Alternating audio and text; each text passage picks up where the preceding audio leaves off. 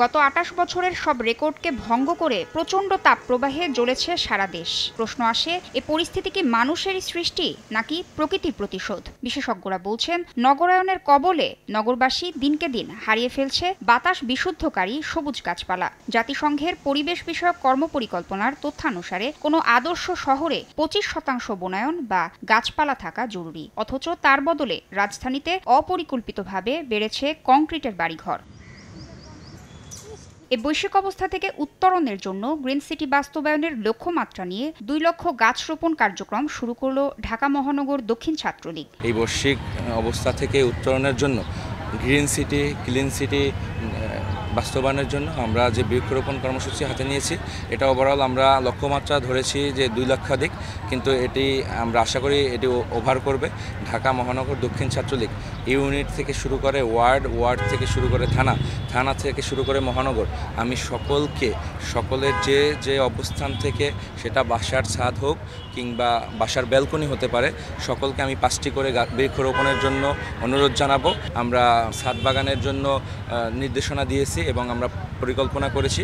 এটা প্ল্যান অনুযায়ী যারা সুন্দর এবং সুসজ্জিত এবং স্মার্টভাবে এই পরিকল্পনা বাস্তবায়ন করতে পারবে, এখান থেকে 1 থেকে 10 জন যারা হবে তাদেরকে আমরা অবশ্যই পুরস্কৃত করব। নগদে 500 টাকা বা তার বেশি পেমেন্টে পেতে পারেন ঢাকায় জমিসহ 20 কোটি টাকার পুরস্কার।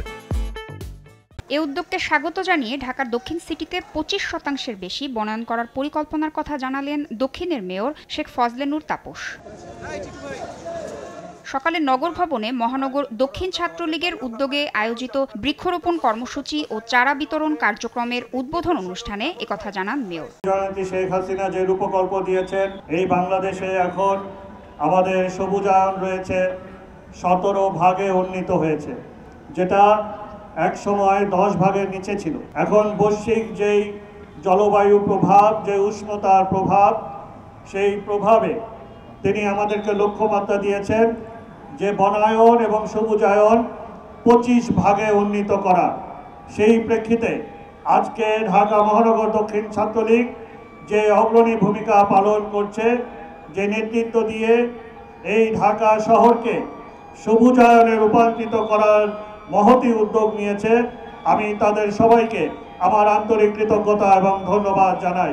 একই সঙ্গে পান্থকুঞ্জ পার্ককে আগের মতো সবুজায়নের পরিকল্পনার কথা জানান তিনি। তাসনিয়া নিশাত মিম, সময় সংবাদ, ঢাকা।